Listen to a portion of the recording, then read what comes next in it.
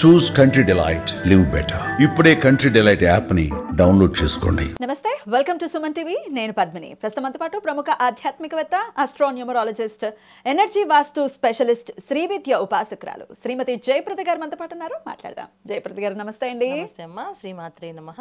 Welcome to Suman TV. మీరు నాకు చెప్తారా, నేను మీకు చెప్పనా? మీరే నాకు చెప్పాలి. Welcome to Suman TV. Thank you, thanks for your time. ముందుగా మీకు దేవీ నవరాత్రుల శుభాకాంక్షలు. థ్యాంక్ యూ అమ్మా. మీకు ప్రేక్షకులందరికీ, చూస్తున్న అందరికీ విజయదశమి శుభాకాంక్షలు. ఈ నవరాత్రులు చాలా చక్కగా ఆనందంగా జరుపుకోవాలని కోరుకుంటూ మనస్ఫూర్తిగా ఎలా చేసుకోవచ్చో విధి విధానాలు మాట్లాడుకుందాం. తప్పకుండా 9 రోజులు కూడా సపరేట్గా ఎలా చేయొచ్చనే 9 వీడియోస్ మనం అందిస్తే ఉపయుక్తంగా ఉంటుంది మన వాళ్ళకి అనేది నా భావన. మరి మొదటి రోజు అంటే ఒక్కొక్క ఆచారంలో ఒక్కొక్కలాగా చేసుకుంటూ ఉంటారు.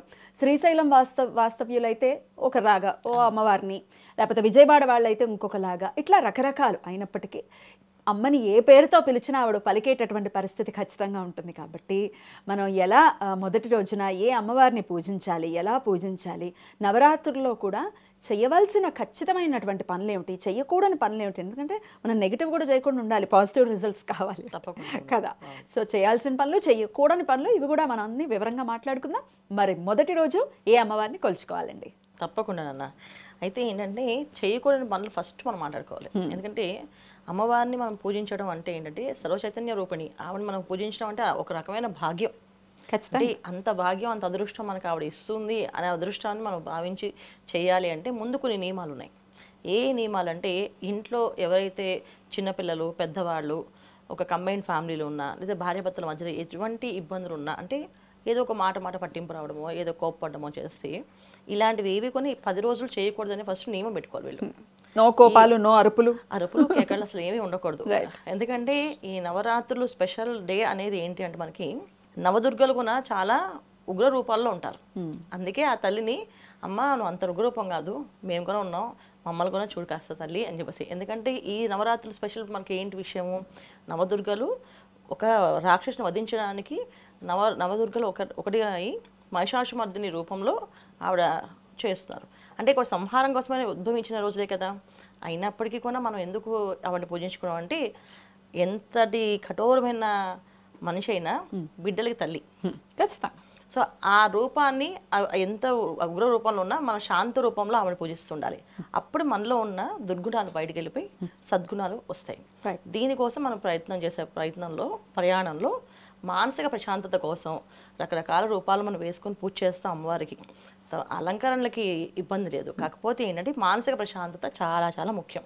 ఈ మానసిక ప్రశాంతత అనేది ఏంటి అంటే, ఎటువంటి ఇబ్బందులు ఉన్నా దాన్ని సమయత్వంగా మనం ఈ 10 రోజులు నేను పట్టించుకోకూడదు, నాకు మొత్తం అమ్మవారి మీద ధ్యాస పెట్టుకోవాలి, అమ్మవారిని పూజించుకోవాలి. ఒకవేళ ఎవరైనా అడ్డుపడి చేయొద్దు అన్నా సరే, సరే చెయ్యను అని చెప్పి మనసులో స్మరించుకోవచ్చు. అంత స్థిర చిత్తం రావాలి అని అంటే అదేం ఆషామాషి విషయం కాదండి. ఎందుకంటే చిన్న విషయానికి కూడా కదిలిపోతుంటారు కొంతమంది. అయితే కొంచెం ఏ కర్కాటకానికి రిలేటెడ్ ఉన్న వాళ్ళైతే, ఏమైనా చంద్రుడితో ఏమైనా ఇబ్బంది పడే వాళ్ళైతే అలా చాలా ఫాస్ట్గా కదిలిపోతుంటారు. ఎట్లా మరి అంత దృఢ నిశ్చయంతో అమ్మవారిని ఎలా కొలవచ్చు? తప్పకుండా అదేం లేదు, మన మనసే అంటే ఏదైనా ఒక విషయాన్ని మనసుకి తర్వాత మన బుద్ధికి రెండిటికి చిన్న డిస్కషన్ లాగా అనుకోండి వేసినప్పుడు, మనసు స్ట్రాంగ్గా నిర్ణయం తీసుకోవాలి. లేదు, నేను నిన్ను డిస్టర్బ్ చేయను, నీ మాట నేను విన్ను, నేను నా ప్రకారం వెళ్తాను, అట్లీస్ట్ 9 రోజులు గట్టిగా ఇలా చేయాలి అని చెప్పేసి. అందుకే మనకి పూర్వం ఏంటంటే, మీరు నవరాత్రులు నియమం అని చెప్పి మనకి ఇప్పుడు ఇవాళ ఎన్ని రోజులు చేద్దాం అనుకుంటున్నారో అన్ని రోజులు అనుకోండి, అన్ని రోజులు అలా ఉండండి, అన్ని రోజులు కట్టుబడండి అలాగా అని చెప్తూ ఉంటారు పెద్దవాళ్ళు. మనకి పెద్దవాళ్ళు చెప్పేది ఏంటి, మీరు 5 రోజులు చేస్తే 5 రోజులు, 3 రోజులు అయితే 3 రోజులు, ఈ విధానం 9 రోజులు చేయొచ్చమ్మా. ఇప్పుడు లాస్ట్ 3 డేస్ దుర్గాష్టమి, నవమి, దశమి చేసుకోవచ్చు, శుభ్రంగా చేసుకోవచ్చు. అంటే ఎలా చేసిన వ్రతాలు ఇవి, నవరాత్రి వ్రతం అనేది మనకి వదిలేశారు పెద్దవాళ్ళు, మీరు ఎలా అయితే అలా. కాకపోతే ఏంటంటే ఇక్కడ ఏంటి కండిషను, ప్రశాంతంగా చేసుకోవాలి. మానసిక ప్రశాంతత చాలా చాలా ముఖ్యము. అమ్మ దగ్గర మీ మనసుని లగ్నం చేయగలిగితే ఆవిడ మీ కోరిక అంటే ఇచ్చ అనేది అంటే కోరిక కొంగు బంగారం చేస్తుంది 100%. ఇక 7వ రోజు అమ్మవారిని ఏ రూపంలో కొలుచుకోవాలి, అలాగే ఏ నామంతో కొలుచుకోవాలి, ఈ విషయాలు మీ ద్వారా. తప్పకుండా. 7వ రోజు మనకి శ్రీ మహాచండిక అమ్మవారు. ఈరోజు ఈ చండిక అమ్మవారిని కొలవడం అంటే ఏంటంటే, శత్రువుల్ని, మనకు తెలియని శత్రువులు ఏవైతే ఉన్నాయో అంతర్గత శత్రువులు తర్వాత బయట ఉన్న శత్రువులు అందరినీ కూడా నివారిస్తుంది ఆవిడ. సో అందుకని ఎక్కువగా ఈవిని పూజించడం అనేది ఏంటంటే పొద్దున్నుంచి సాయంత్రం వరకు ఒకే నామాన్ని కంటిన్యూగా మంత్రాన్ని చేసుకుంటూ నామస్మరణ చేసుకుంటూ వెళ్ళడమే చాలా చాలా ముఖ్యం, అద్భుతం, ప్రధానంగా. మిగతాది చక్కగా అమ్మవారి ఆ రూపానికి మనం చక్కగా ఒక రూపు తీసుకుంటాం, పూజ చేస్తాం, అభిషేకం చేస్తాం, పంచామృత అభిషేకము, తర్వాత చండికా అమ్మవారి అష్టోత్తరం చదువుతూ నైవేద్యం, పులిహోర నైవేద్యం పెడతాం. ఈ విశేషాలన్నీ చేసుకుంటాం.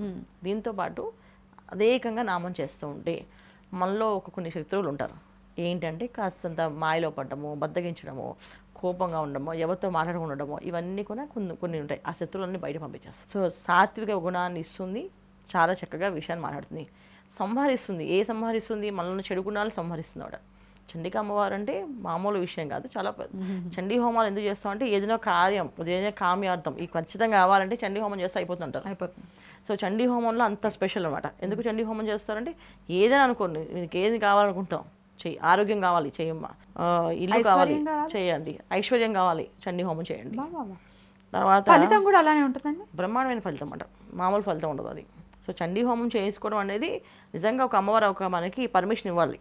చండీ హోమం మనం ఏది చేసుకుంటున్నాం అంటారు, ఆవిడ పర్మిషన్ ఇస్తేనే చేయగలం ఏదైనా సరే. అలాగా ఈ చండీ హోమం అనేది చాలా విశేషమైన ఫలితాన్ని ఇస్తుంది. కుదిరిన వాళ్ళు చండీ హోమం చేయించుకోవడం ఇంట్లో, లేదా చండీ సప్తసతి పారాయణ చేయించుకోవడం ఇంట్లో చాలా చాలా విశేషం అన్నమాట. చండీ చక్కగా శ్లోకాలు ఇంటికి వచ్చి పారాయణ చేస్తారు అన్న. ఇప్పుడు చండీ హోమానికి మనకి ముందు పారాయణ అయిన తర్వాత హోమం చేస్తారు ఎప్పుడు అమ్మవారికి.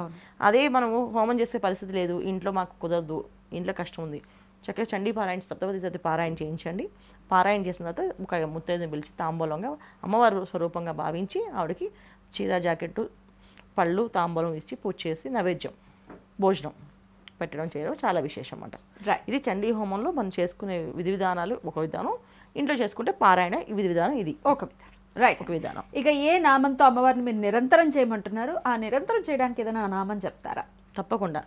ఓం ఐం హ్రీం చండికా పరమేశ్వరి దేవియే నమః, ఓం ఐం హ్రీం శ్రీం చండికా పరమేశ్వరియే నమః అనే మంత్రాన్ని ఎక్కువగా చేస్తూ ఉంటే అదే పనిగా పొద్దున్న లేచి సూర్యోదయం పూర్వ నిద్ర లేచి స్నానం ఆచరించి సూర్య నమస్కారం చేసి అక్కడి నుంచి ప్రారంభం చేస్తే మనకి వచ్చే సంవత్సరంలో కల్లా మనం అనుకున్న కామ్యాలు ఏవైతే ఉన్నాయో అవన్నీ తీరుతాయి.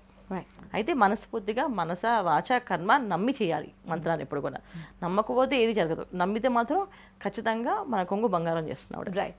అలాగే ద్వాదశ రాశుల వాళ్ళందరూ కూడా అమ్మవారి ఆరాధన చెయ్యాలి, కానీ ఈ రాశి వారు మాత్రం వదలకుండా చెయ్యాలి అని అంటే ఎవరిది చెప్తారు? మకర రాశి వాళ్ళకి. మకర రాశి వాళ్ళు ఖచ్చితంగా చేస్తే, చాలామంది మకర రాశి వాళ్ళకి వివాహాల ఆలస్యం ఉంటుంది, తర్వాత వాళ్ళ కెరియర్ సెటిల్ అవ్వడానికి ఆలస్యం అవుతుంది, కొంతమందికి సంతాన భాగ్యం కలగదు, కొంతమందికి ఏంటంటే వివాహం అయినా ఒక స్థిర నిత్యమైన ఆలోచనలతో ఉండరు. ఇద్దరు మనస్పర్ధలు వస్తుంటాయి, ఇద్దరు గొడవ పడుతుంటారు, బాధపడుతుంటారు.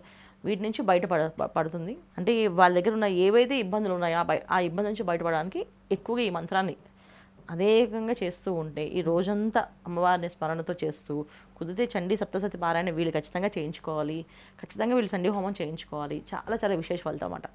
లేదు చక్కగా అమ్మవారి గుడికి వెళ్ళి కనీసం అమ్మవారి గుడి దగ్గర కుంకుమార్చన అభిషేకం అయినా చేయించుకోవాలి. అద్భుతంగా వివరించారండి. ఇక నెక్స్ట్ వీడియోలో 8వ రోజు అమ్మవారిని ఏ రూపంలో కొలుచుకోవచ్చు ఈ విషయాలు నెక్స్ట్ వీడియోలో మాట్లాడుకుందాం. థ్యాంక్ యూ సో మచ్ అండి. నమస్తే. నమస్తే అమ్మా. శ్రీమాత్రే నమః.